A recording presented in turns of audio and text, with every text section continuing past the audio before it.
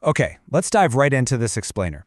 Today, we're going to trace the unimaginably massive scale of our cosmic neighborhood, and we are going to capture every little detail, from its chaotic, swirling birth all the way out to the absolute furthest edges of our sun's gravitational reach. From the precise measurements of distant, freezing comets to the intricate details of upcoming space missions, let's really get a grasp on the monumental size and complexity of our solar system together. Now, if you grew up picturing the solar system as this neat, tidy little map that just kind of ends right around Pluto, you're definitely not alone. But the truth is, our system isn't just a static diorama of 8 planets. It is a wildly active cosmos. And to find its true edge, well, we have to travel billions of kilometers into the unknown, far past the planets, deep into fields of pristine ice, and right up to the very boundary of interstellar space. So, let's kick things off with Section 1, the chaotic birth of the system. To really understand where we are, we've got to go all the way back to the very beginning, exactly 4.568 billion years ago, moving way past that old 1796 Laplace nebula theory, which honestly couldn't really explain our system's angular momentum. We now have this incredibly detailed modern understanding of the collapsing pre-solar nebula. When we look at this collapsing disk of hydrogen and helium, there are 4 absolutely crucial bifurcation points that dictated our system's really weird evolution. We've got disk properties, planetesimal formation, giant planet formation, and the instability trigger. Just to give you a sense of this, crossing the soot line, that's where the heat of accretion literally exceeded the boiling point of hydrocarbons, stripped material of its carbon.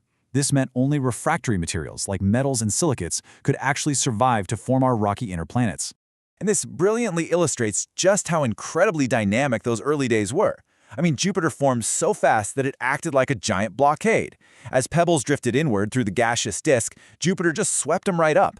Its rapid core formation literally quenched Earth's building blocks, which drastically limited the size of our own terrestrial home. This incredibly rapid growth, combined with a gentle instability that luckily avoided any close encounters between Jupiter and Saturn, is the exact reason we have our specific arrangement of planets today. Moving on to Section 2, redefining our neighbors. As we move outward past Mars, we hit the asteroid belt, and we enter a zone where categorization gets, well, incredibly specific. We aren't just looking at random rocks here. We're talking about hundreds of thousands of meticulously cataloged bodies. Take dwarf planets, for example. There's a very strict rule from the International Astronomical Union, and it's exactly why Pluto was reclassified. To be a full planet, you have to clear your orbital path of debris. Pluto hasn't, so join Ceres, Eris, Haumea, and Makemake in the dwarf planet category. And they are literally just the tip of the iceberg. The Minor Planet Center has already recorded the orbits of 700,000 minor planets. That number really highlights just how crowded our system actually is. Now, what's really fascinating here is the stark contrast between the inner and outer regions. The inner asteroid belt holds mostly rocky, metallic bodies tucked safely inside the roughly 5 AU frost line. But once you look past Neptune, you find trans-Neptunian objects. These are incredibly cold, icy bodies surviving way out in the Kuiper Belt and the scattered disk, extending all the way out toward the Kuiper Cliff at about 50 to 70 AU. Which brings us to Section 3, Fresh Eyes, Webb Discoveries. You know, our understanding of all these inner and middle layers is being actively rewritten right now by the James Webb Space Telescope. Thanks to its exquisite infrared sensitivity and sharp resolution, it is revealing a tremendously active cosmos. I mean, it just clocked a high-speed jet stream tearing over Jupiter's equator at 320 miles per hour. It found biologically essential carbon on the surface of Europa that likely bubbled up from its salty subsurface ocean. It has mapped the exact weather patterns and the oddly tipped bright north polar cap of Uranus. It even tracked the chaotic aftermath of the intentional DART spacecraft impact on the asteroid moonlet Dimorphos. Oh, and scientists using Webb's NIR-SPEC instrument just confirmed gas, specifically water vapor, around a main-belt comet for the very first time. This is huge because it proves primordial water ice is preserved right there in the asteroid belt. But mysteriously, there's a complete absence of carbon dioxide on this comet, Comet 238P/Reed. It presents a totally fascinating new puzzle for researchers to solve. It just goes to show that every single answer brings a whole new set of questions, right? All right, let's look ahead to Section 4, 2026, A Space Odyssey. To study all of these incredible anomalies, the upcoming year of 2026 is packed with rapid-fire momentum in both human spaceflight and robotic exploration, targeting bodies all across the solar system. Just look at this packed schedule. In February alone, we've got the earliest possible launch date for NASA's Artemis II, which is sending 4 astronauts around the moon. Then in October, JAXA launches the MMX mission, aiming for a literal landing on the Martian moons Phobos and Deimos. Plus, Uranus is going to reach opposition for peak visibility in November, right as the ESA's HERO spacecraft arrives at Didymos and Dimorphos to study the exact aftermath of that DART impact we just talked about. And the sky itself is putting on quite the show. We have Jupiter and Saturn hitting opposition on January 10th and October 4th, respectively. Plus, there's going to be a massive 6-planet visual alignment of Mercury, Venus, Jupiter, Saturn, Uranus, and Neptune on February 28th.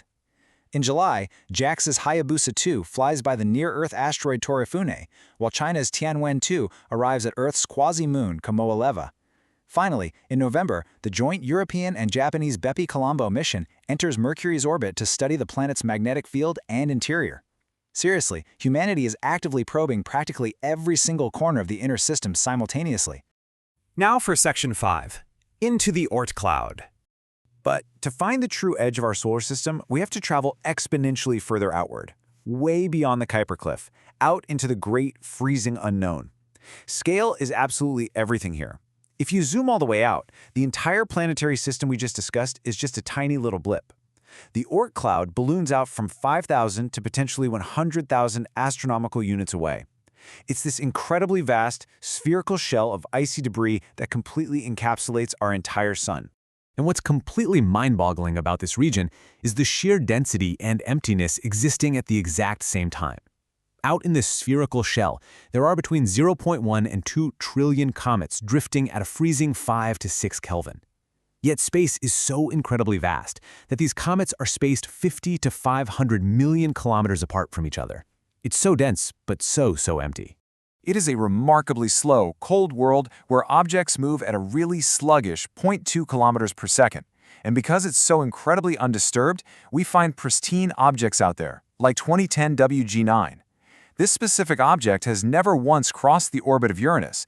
That means its surface has never experienced the melting and freezing cycle of the inner system. It remains perfectly, absolutely pristine. But it's not entirely peaceful out there. When passing stars, molecular clouds, or even the Milky Way's galactic tides perturb them, the whole Oort cloud shifts. Roughly 12 comets a year are pushed entirely out of the solar system, while about 5 get knocked inward. Now, it takes them thousands of years to arrive, but when they do, they dramatically outgas. They violently release volatile ices and dust as they finally, after billions of years, feel the warmth of the sun. Finally, Section 6, Piercing the Heliopause. Even beyond the inner edge of the Oort cloud, we reach the actual physical border of the sun's atmospheric influence. This is where the solar wind finally runs out of breath, the heliopause. It's not a solid wall, but rather a rapidly changing, extremely dynamic boundary at roughly 120 AU. It's the literal line where our sun's outgoing charged plasma particles physically clash with the cosmic rays, the dust, and the interstellar medium of our nearby galactic neighborhood. To truly give you a sense of this staggering distance, in November of 2026, NASA's legendary Voyager 1 spacecraft, which remarkably is still returning data from beyond this boundary, will reach exactly 25.9 billion kilometers away from Earth. That is a distance so vast that it will take light a full 24 hours just to travel one way between the probe and our planet. Just wrapping your head around that scale is awe-inspiring. Yet the sun's gravitational grip, what astrophysicists call the Hill sphere, extends even further than that. Anywhere from 178,000 up to a staggering 227,000 astronomical units. It stretches all the way out until the sun's gravitational potential literally equals the galactic potential. Our solar system physically brushes against the gravitational pull of our closest stellar neighbor, Proxima Centauri, which sits at 269,000 AU. We've managed to map our cosmic neighborhood down to the specific orbit of the smallest minor planet. We know the chaotic birth of our rocky home, and we know the exact temperatures of frozen comets billions of miles away. But as we finally pierce the heliopause and stretch out toward that ultimate gravitational edge, we have to ask ourselves, what incredible, unseen mysteries are waiting for us out there in the interstellar dark?